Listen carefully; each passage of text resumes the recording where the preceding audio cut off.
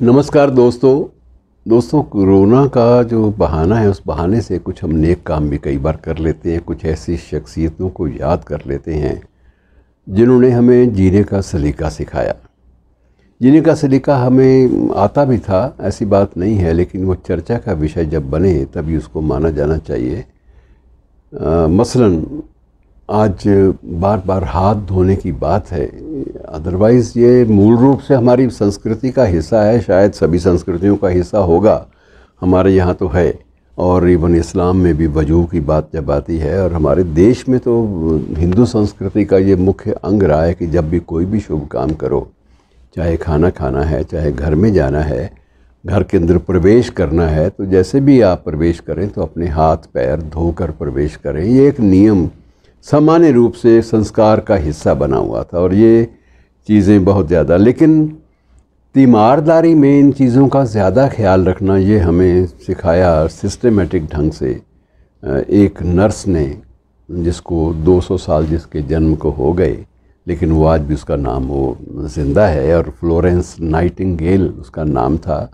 तो Florence Nightingale ने सबसे पहले हमें वैज्ञानिक तौर पर ये बताया था कि भाई अगर बीमारी से या महामारी से या किसी भी कीटाणु से विषाणु से बचना है तो ये ज़रूरी है कि विषाणुओं से, कीटाणुओं से और महामारियों से बचने के लिए आप लोग कोई भी काम करें, कहीं भी प्रवेश करें, सबसे पहले हाथ धोएं, और कोशिश करें कि हाथों को बार बार धोएं, ताकि जितने भी बैक्टीरियाज़ हैं, जितने भी विषाणु हैं या कीटाणु हैं, वो अपने आप धुलते जाएं, समाप्त होते जाएं। साथ साथ अगर आप ये नहीं करेंगे तो आप उनको यकीनन आगे फैलाएंगे, क्योंकि हाथ ही आपका माध्यम है जिस माध्यम से आप या खाना खाते हैं या खाना खिलाते हैं या खाना पकाते हैं। तो आपकी सारी प्रक्रियाएं जो हैं, सारी जो क्रियाएं हैं, वो इससे जुड़ी हुई हैं। तो उसने हमें 200 साल पहले ये बात बताई थी, और आज उसकी अहमियत समझ में आती है। दूसरी मित्रों, फ्लोरेंस नाइटिंगेल की बहुत सारी खूबियाँ भी थी। खूबियाँ ये थी कि उसके घर में उसके माहौल नहीं था नर्सिंग का माहौल बिल्कुल नहीं था, और घर वाले इस बात की इजाज़त भी नहीं देते थे कि एक समृद्ध परिवार की लड़की जो है वो ऐसे क्षेत्र में जाए जिस क्षेत्र को बहुत ज़्यादा सम्मानजनक ना माना जाता हो। उस वक्त जो वहाँ की सभ्यता थी उसमें ये चीज़ें आम थी कि एक संभ्रांत परिवार की लड़की अगर नर्सिंग का काम करती है तो बात नहीं बनती।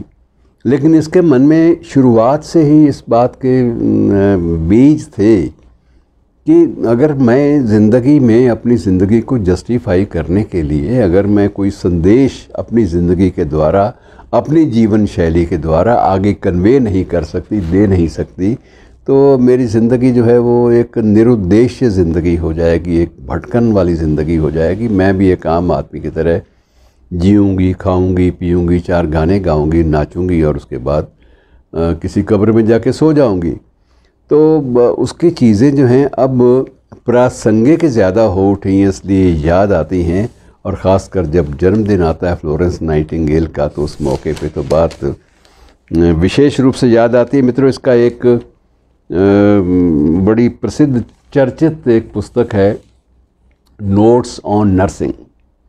तो नोट्स ऑन नर्सिंग जो है वो इसने 200 साल, लगभग 200 साल पहले दुनिया को दी थी। 200 साल, या आप समझिए कि चलो 20-25 साल की होगी जब उसने इसको बाकायदा उतारा होगा, पेन कलम से कागज़ पर उतारा होगा।